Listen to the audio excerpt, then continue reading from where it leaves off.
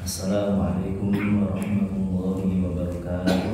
Waalaikumsalam warahmatullahi wabarakatuh. Innal hamdalillah nahmaduhu wa nasta'inuhu wa nastaghfiruh wa na'udzu billahi min shururi anfusina wa sayyiati a'malina.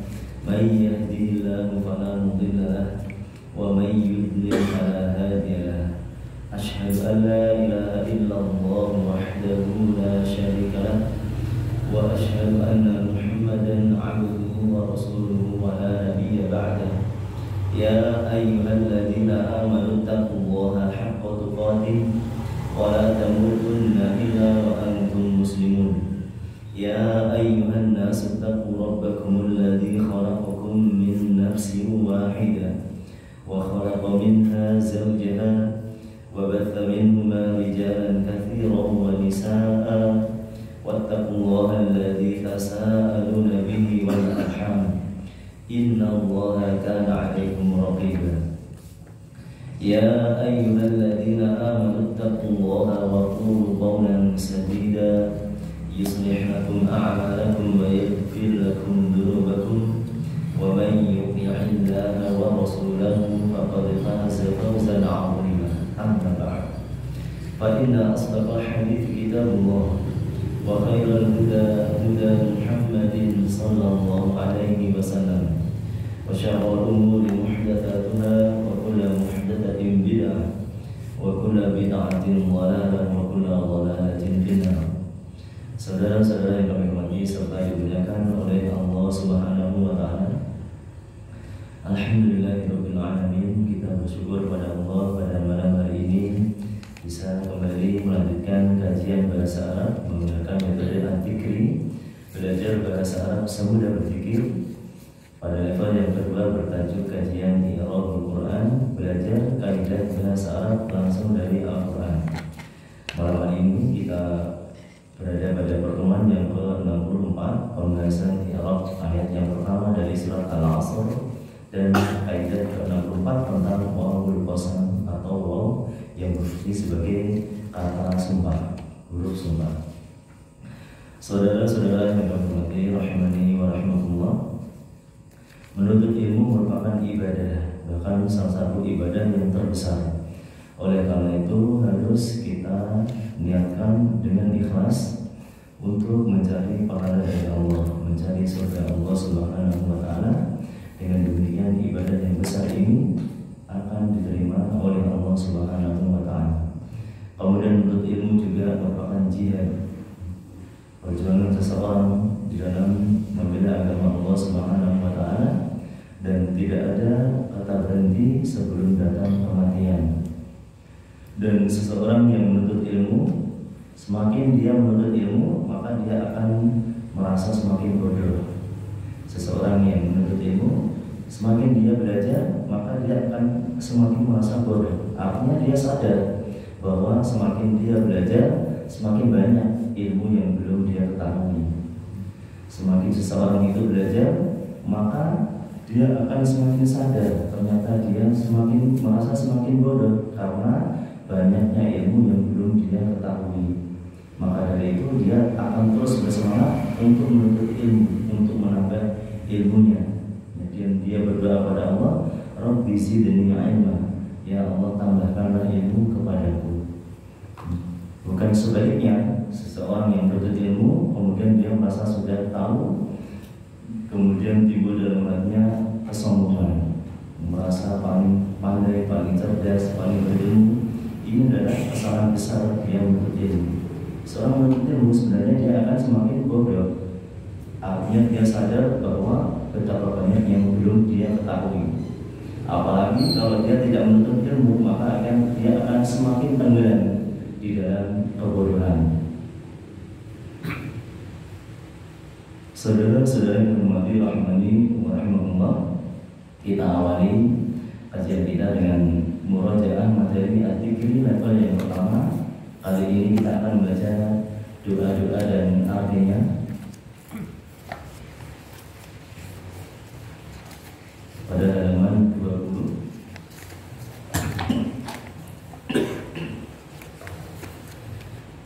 kita mulai. Wahid, ithna, thalatha. Alhamdulillahilladzi ahyana ba'dama amatana wa ilaihin nusyur. Segala puji bagi Allah yang telah menghidupkan kami setelah mematikan kami, dan kepadanya kami akan kembali.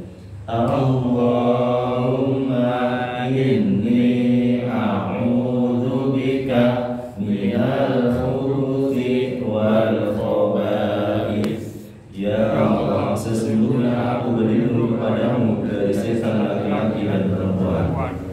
Ghufranaka fi 'amadin mumaddadah. Sedang mereka itu tidak pada tiang-tiang yang panjang. Kemudian i'rabnya fi harfun jarri mabniyun 'ala sukuni. Amadin ismun majrurun bi wa 'alamatu jarrihi al-kasratu wa syibhul jumlati fi amadin khabarun thanin li inna mumaddadatin na'atun li amadin majrurun wa 'alamatu jarrihi al-kasratu. Dari i'rab ayat yang ke-9 dari surat Al-Humazah, kita telah mempelajari kaidah ke-63 tentang jamak ghairil aqil. Jamak ghairil aqil, jamak benda yang tidak berakal.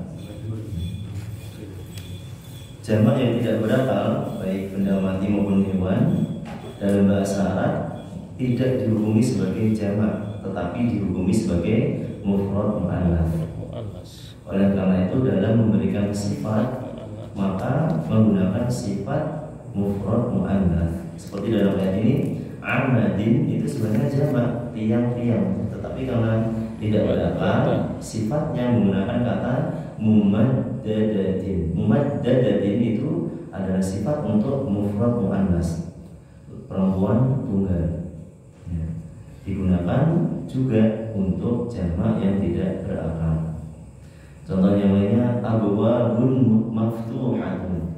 Abwabun jamak, tetapi jamak yang tidak berakal, pintu-pintu. Oleh karena itu sifatnya ataupun keterangannya menggunakan lafaz mufrad mu'annats, dihukumi perempuan tunggal, sehingga sifatnya menggunakan kata maftuhatun, terbuka. Dan contoh-contoh yang lainnya kemarin sudah kita tambahkan, yaitu pada surat Al-Ghasyiyah ayat 13 sampai dengan 14. Fiha sururun marfu'ah wa akwabun mawdu'ah wa namalikun masfu'ah wa zarabiyyun mabthusah. Semua kata yang ada di depan dalam ayat ini merupakan bentuk jamak, tetapi jamak benda yang tidak berakal. Oleh karena itu semua sifatnya menggunakan lafaz mufrad mu'annats atau perempuan tunggal. Marfu'ah, mawdu'ah, masfufah, mabthusah, itu semuanya merupakan sifat yang digunakan untuk mufrad mu'annats atau perempuan tunggal, juga digunakan untuk jamak yang tidak berakal. Berikutnya kita lanjutkan pelajaran baru, halaman 76, surat Al-Asr. Saya baca, bismillahirrahmanirrahim. Wal 'asr. Wal 'asr. Demi masa. Demi masa. Wal 'asr. Wal 'asr. Demi masa. Demi masa. Cukup singkat, ayat yang pertama hanya satu kata atau dua kata, huruf waw dan kata al-'asr. Berikutnya kita baca dengan metode nurul bayan. Wa hamzatu waslin tasqutu waslan. Wa hamzatu waslin tasqutu waslan. Lam qamariyah. Lam qamariyah. Mudharah. Mudharah. Wal. Wal. Wal. Sad sakinah. Sad sakinah. Wal 'as. Wal 'as. Ra sakinah. Ra sakinah indal waqfi indal waqfi wal 'asr. wal 'asr. Kemudian pembahasan singkat tafsir dari ayat ini. Ayat yang pertama dari surat Al-'Asr. Al-'Asr artinya zaman. Dalam bahasa Arab bisa ditulis dengan pendek zamanun, atau bisa boleh juga ditulis dengan panjang zamanun. Para ulama tidak membedakannya, sama. Al-'Asr waktu, sesuatu yang dijadikan sumpah oleh Allah Subhanahu wa Ta'ala, itu berarti sesuatu yang besar, sesuatu yang agung, sesuatu yang penting. Oleh karena itu dijadikan sebagai sumpah. Kalau tidak penting, tidak akan dijadikan sumpah. Oleh karena itu manusia, ya, semua orang, semua muslim tidak boleh bersumpah kecuali hanya dengan nama Allah. Bersumpah dengan selain nama Allah itu termasuk syirik. Nabi SAW mengatakan dalam hadis yang sahih diriwayatkan oleh Imam Ahmad, man halafa bi ghairillahi faqad kafara aw asyraka. Barang siapa yang bersumpah dengan selain Allah, maka dia telah kafir atau telah berbuat syirik. Maksudnya syirik kecil, ya, tidak sampai mengeluarkan dari Islam. Termasuk syirik kecil, bersumpah dengan selain nama Allah. Bersumpah dengan batu, bersumpah dengan pohon, bersumpah dengan langit dan bumi. Biasanya anak-anak muda yang mereka ingin menyatakan cintanya pada seorang perempuan, demi langit dan bumi cintaku tulus kepadamu. Ini termasuk kesyirikan. Termasuk kesyirikan. Tidak boleh seorang muslim itu tidak boleh bersumpah kecuali hanya satu, dengan nama Allah. Demi Allah. Demi Allah. Dalam hadis lafaz yang lainnya misalnya walladzi nafsu Muhammadin biyadi, demi zat yang nyawa Muhammad ada di tangannya. Ya sama saja demi Allah. Intinya tidak boleh bersumpah kecuali dengan nama Allah. Siapa yang bersumpah dengan selain nama Allah berarti dia berbuat syirik kecil. Meskipun syirik kecil tapi termasuk dosa besar. Ini bahkan para ulama menyebutkan dia termasuk dosa yang tidak diampuni kecuali kalau dia bertobat. Ini termasuk dosa yang besar. Ini tentang bersumpah. Adapun Allah adalah sang pencipta, sang penguasa, maka dan Allah maha berkehendak. Apapun yang dilakukan Allah itu adalah sesuai dengan kehendaknya. Allah bersumpah itu menunjukkan bahwa apa yang dijadikan sumpah merupakan sesuatu yang besar, sesuatu yang agung. Seperti dalam ayat ini, wal 'asr, demi waktu. Berarti waktu itu sangat berharga. Waktu itu sangat berharga, dijadikan sumpah oleh Allah Subhanahu wa Ta'ala. Ini menunjukkan bahwa waktu itu sangat berharga. Dan nanti akan ditambah penjelasannya oleh Allah Subhanahu wa Ta'ala. Allah bersumpah dengan waktu, kemudian nanti penjelasannya sangat berhubungan dengan waktu. Yaitu Allah mengatakan innal insana lafi khusrin. Sesungguhnya manusia itu semuanya berada dalam kerugian. Illal ladzina amanu wa 'amilus shalihati wa tawassaw bil haqqi wa tawassaw bis sabr. Kecuali orang-orang yang beriman dan beramal saleh, saling menasihati dalam kebenaran dan saling menasihati dalam kesabaran. Demi waktu, dan kemudian Allah Subhanahu wa Ta'ala setelah itu menjelaskan sangat berkaitan dengan waktu bahwa seluruh manusia itu berada dalam kerugian kecuali mereka yang mengisi waktunya dengan 4 perkara: iman, amal soleh, nasihat-nasihati dalam kebenaran, dan nasihat-nasihati dalam kesabaran. Dan surat ini merupakan surat yang agung, surat yang memiliki makna yang sangat luas dan dalam. Bahkan sampai-sampai Imam Asy-Syafi'i rahimahullah beliau mengatakan, "Lau fakkaran nasu kulluhum fi hadhihi surah lakafathum." Seandainya manusia itu memikirkan, merenungi surat ini, maka itu sudah cukup, sudah mencukupi bagi mereka. Dan riwayat yang lainnya beliau Imam